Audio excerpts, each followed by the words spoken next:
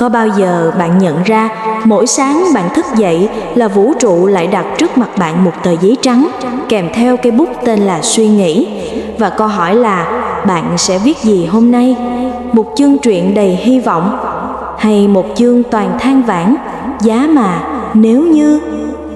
Bạn biết đấy, có hai kiểu người. Một kiểu mở mắt ra đã than, ôi trời, lại là thứ hai. Kiểu còn lại thì mỉm cười, wow, lại được thêm một ngày để làm khác rồi đấy. Hai người ấy cùng uống một ly cà phê, cùng sống trong một thành phố, cùng nhìn một bầu trời, nhưng tư duy khác nhau, số phận khác nhau. Helen Keller, người phụ nữ mù và điếc từ lúc 2 tuổi, đã từng nói, tôi từng khóc vì không có giày, cho đến khi gặp người không có chân. Câu nói đó không chỉ khiến cả thế giới phải cúi đầu, mà còn khiến ta nhận ra, không phải đôi mắt giúp ta thấy, mà là niềm tin. Không phải đôi tai giúp ta nghe, mà là ý chí. Helen không nhìn thấy thế giới, nhưng thế giới lại nhìn thấy ánh sáng từ bên trong cô. Cô không nghe được âm thanh, nhưng tiếng nói từ trái tim cô vang xa hơn mọi bài diễn thuyết. Vậy nên, nếu hôm nay bạn đang đọc bài viết này, xin chúc mừng, bạn đã có nhiều hơn thứ Helen từng có, và điều duy nhất bạn cần thêm là tư duy đúng. Và nếu bạn muốn mình giúp bạn nâng cấp phần mềm tư duy, thì hãy để lại bình luận, tôi sẵn sàng thay đổi. Nhấn like và share bài viết này cho người bạn thương yêu, bởi biết đâu, chỉ một cú click, bạn đang gửi họ ánh sáng của một cuộc đời mới. Đừng quên đăng ký và bật chuông thông báo kênh Know Rich Now, nơi bạn được rèn luyện tư duy cùng các bậc thầy luật hấp dẫn. Link nhóm rèn luyện luật hấp dẫn hoàn toàn miễn phí ở dưới mô tả. Vào đó, bạn sẽ thấy vũ trụ thực sự biết cách huấn luyện con người mạnh mẽ thế nào. Phần 1. Tư duy là cái kính bạn đeo mỗi ngày. Có người nhìn thấy cơ hội trong nghịch cảnh, có người nhìn thấy nghịch cảnh trong mọi cơ hội. Khác biệt ở đâu? Ở cái kính họ đeo trong đầu, gọi là tư duy.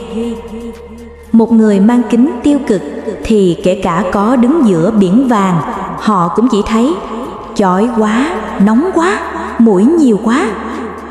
Ngược lại, người mang kính tích cực, họ nhìn thấy cơ hội giữa bão giông, nhìn thấy ánh sáng trong tăm tối và nhìn thấy phiên bản mạnh mẽ nhất của chính mình giữa thất bại. Và bạn biết không, cái kính đó bạn có thể thay.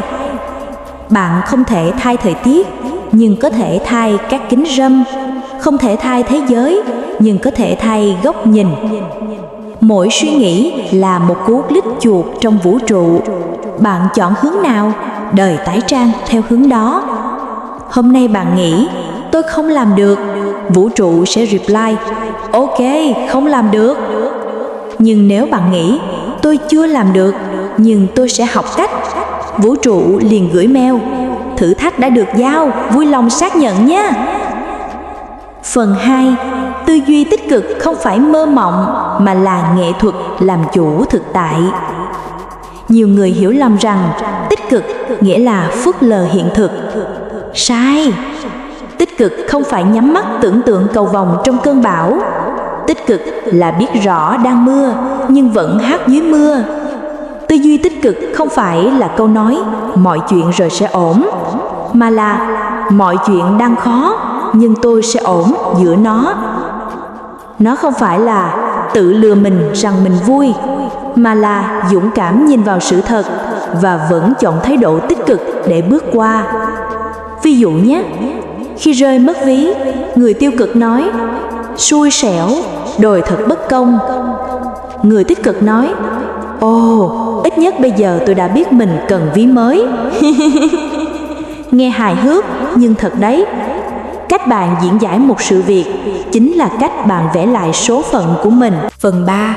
Hạt giống nghĩ trong đầu sẽ nở ra ngoài cuộc sống. Câu chuyện cũ nhưng chưa bao giờ lỗi thời. Ngày xưa ở một làng nhỏ bên châu Á, có 2 nông dân trồng lúa. Một người luôn than, trời lại mưa, lúa hỏng hết. Người kia cười, trời mưa, nước miễn phí đấy ông ơi. Cùng một cơn mưa, nhưng người này thấy lục, người kia thấy lọc. Sau vài năm, người đầu tiên bán ruộng, còn người thứ hai mở trang trại. Vì một người chỉ tưới bằng mồ hôi, còn người kia tưới bằng niềm tin. Hạt giống nào bạn gieo trong đầu, đó là hoa quả bạn gặt ngoài đời. Bạn nghĩ mình không đủ giỏi, thừa bạn hành động dè dặt, bạn nhận kết quả nhỏ, bạn củng cố niềm tin rằng mình không đủ giỏi, và vòng lặp ấy cứ quay. Nhưng chỉ cần thay hạt giống, ví dụ tôi đang học để trở nên giỏi hơn, thì hành động bạn sẽ khác, cảm xúc bạn khác, kết quả khác, và cả đời bạn đổi hướng. Thế giới không vận hành theo thực tế, mà theo nhận thức bạn tin là thực tế. Nếu bạn nghe tới đây, chứng tỏ bạn đang đọc chính mình. Vũ trụ đang khẽ mỉm cười. Cuối cùng thì bạn cũng bắt đầu mở cuốn sổ mang tên Tôi. Phần 4. Vòng tuần hoàn của số phận. Nghĩ sao đời trả như vậy? Hãy tưởng tượng cuộc đời bạn như một chiếc boomerang. Bạn ném ra điều gì, nó sẽ quay lại với đúng năng lượng đó, chỉ khác là mạnh gấp đôi. Bạn nghĩ xấu, cảm xúc bạn đục, hành động bạn yếu, kết quả bạn tệ. Rồi bạn nhìn kết quả đó và thở dài. Thấy chưa, tôi đã nói mà. Thế là bạn củng cố luôn cái niềm tin sai ban đầu. Một vòng tròn khép kín, giống như mở Netflix, xem phim buồn, khóc, xong lại chọn tập tiếp theo, cũng buồn. Muốn đổi phim à? Đổi tư duy đi đã. Cứ thử xem, chỉ cần thay một câu trong đầu. Trách tôi không làm được đâu, trũ lại. Mình thử xem sao, biết đâu được. Là bạn vừa chọc vũ trụ tỉnh giấc. Vì vũ trụ thích người dám thử, chứ không thích mấy ông than dài hơn phim Hàn. Và nhớ nhé, bạn không cần phải kiểm soát cả thế giới. Bạn chỉ cần kiểm soát được vòng khởi đầu, suy nghĩ. Bởi khi bạn đổi điểm bắt đầu, bạn đổi luôn đường đi của mọi kết quả. Phần 5. Đừng phủ định, hãy diễn giải lại thực tế. Một người châu Âu từng nói, giữa điều xảy ra và cách ta phản ứng có một khoảng trống. Trong khoảng trống đó là tự do và sức mạnh của ta. Người nói câu ấy là Viktor Frankl, một bác sĩ tâm lý người Áo, từng sống trong trại tập trung của Đức Quốc xã, nơi con người bị tước đi mọi thứ, trừ một điều, quyền được chọn cách nghĩ. Ông đã chứng kiến những người bị đánh đập, mất người thân, mất tự do, vẫn mỉm cười và nói, tôi sẽ không để chúng cướp linh hồn mình. Từ đó, ông viết cuốn sách huyền thoại, Đi tìm lẽ sống. Bài học của Frankl: bạn không chọn được nghịch cảnh, nhưng bạn chọn được ý nghĩa của nó. Thực tế không hề có tốt hay xấu, chỉ có cách ta gọi tên nó. Một người gọi thất bại, người khác gọi bài học. Một người gọi đau khổ, người khác gọi rèn luyện. Bạn không thể điều khiển cơn bão, nhưng bạn có thể học cách nhảy trong mưa, hoặc ít nhất đứng im cho ngầu trong khi tóc bay phần phật. Phần 6. Sự bình tĩnh là vũ khí của người tích cực. Hãy nói thật nhé, bạn có bao giờ nổi đoá chỉ vì wifi yếu, hoặc vì ai đó không reply tin nhắn? Còn người khác thì bình tĩnh như tượng Phật. Bạn thắc mắc, ủa, sao họ không điên lên? Đơn giản thôi, người kia không để cảm xúc điều khiển họ. Còn bạn đang để gió bên ngoài thổi bay cả mái nhà bên trong. Bình tĩnh không có nghĩa là thiếu cảm xúc. Bình tĩnh là biết cảm xúc đang tới, mời nó uống trà, rồi tiễn nó đi nhẹ nhàng. Người bình tĩnh giống như wifi mạnh, kết nối nhanh với trí tuệ, không bị lag vì giận dữ.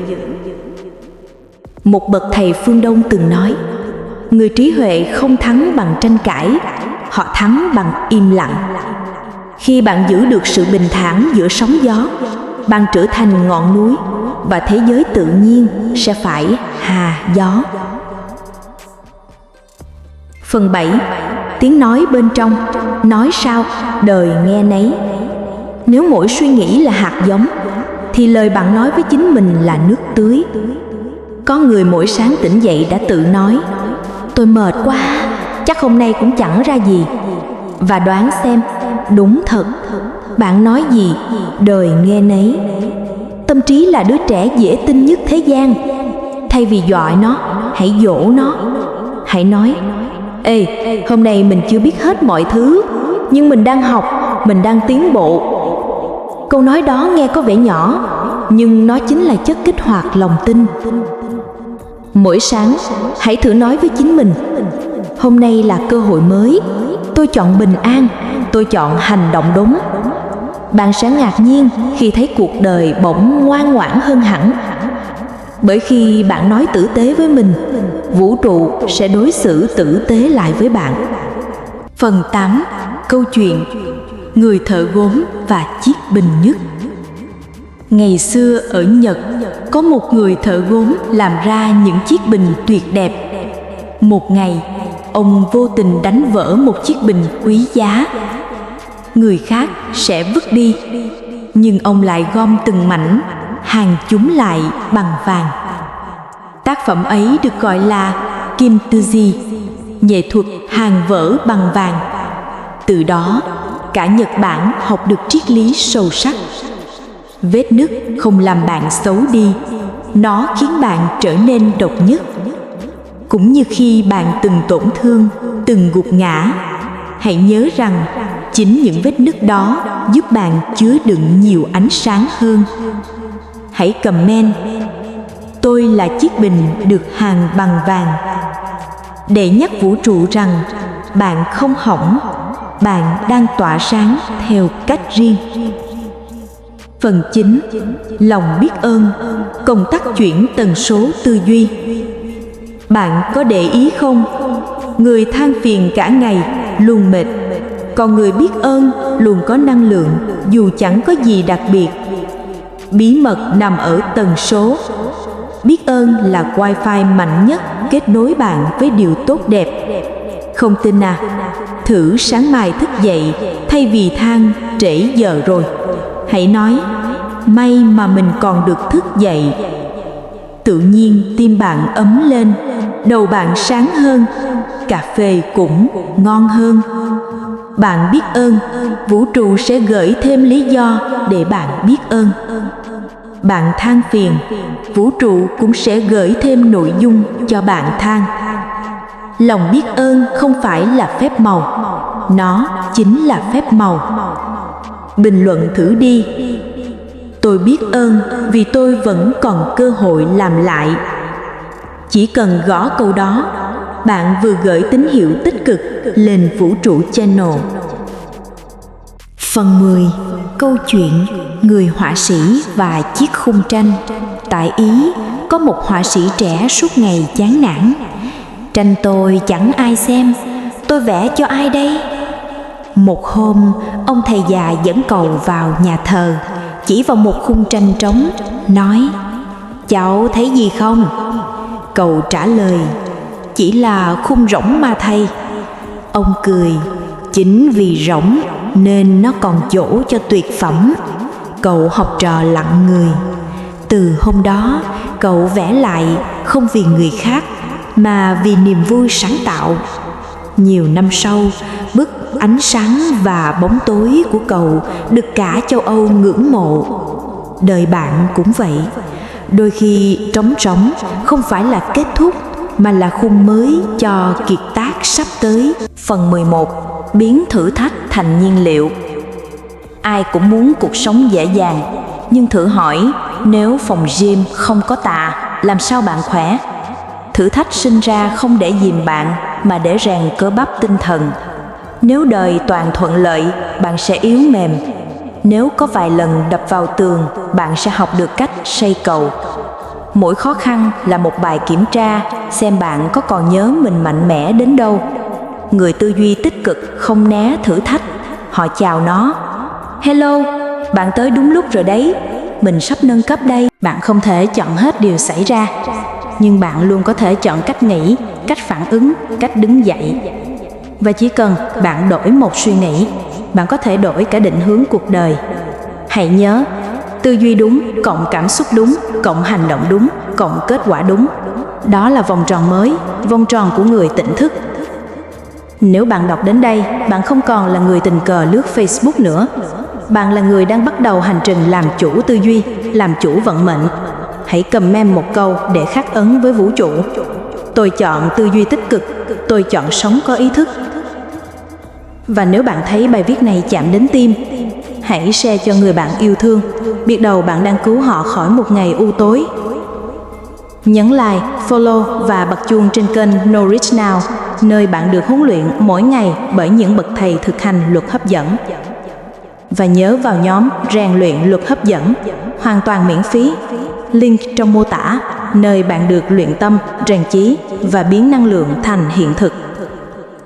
Liên hệ tôi nếu bạn sẵn sàng đồng hành sâu hơn, để cùng nhau ta không chỉ sống mà thức tỉnh. Bởi vì đôi khi bạn chỉ cần đổi một suy nghĩ và cả vũ trụ sẽ đổi chiều gió để nâng bạn lên. Kênh Knowledge Now, hẹn gặp lại bạn ở video tiếp theo nhé.